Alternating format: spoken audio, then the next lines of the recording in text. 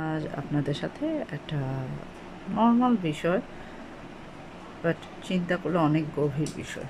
ঠিক আছে, আমাদের দেশে বেশিরভাগ ক্ষেত্রে কোনো মানুষ যখন স্ট্রাগল পর্যায়ে থাকে তখন তাকে নিয়ে না সবাই এক প্রকার এমন একটা পরিস্থিতির সৃষ্টি করে যে তাকে দিবে, তার জন্য সব করবে, কিন্তু তার বিনিময়ে তার গোলামি করতে হবে।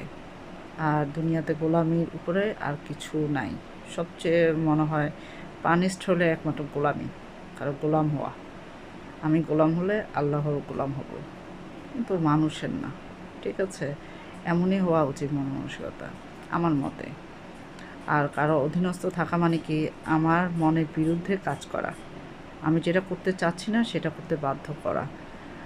আর সবসময় উচিত যে ধৈর্য ধরা, আল্লাহর কাছে চাওয়া। আমি বান্দার কাছে চাইবো না, বান্দা আমাকে দেওয়ার কেউই না, দিলে আমার আল্লাহ দেবে। আল্লাহর উপর ভরসা রাখা। সময় সবসময় সমান যায় না, এক সময় সব কিছুই পরিবর্তন হবে।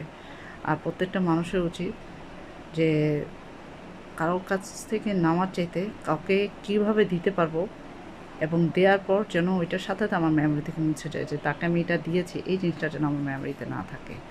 এটাই হওয়া উচিত। কারণ মেমোরিতে থাকলে বারবার মনে হয় আমি তো ওর জন্য করছি, ও আমার জন্য কী করছে।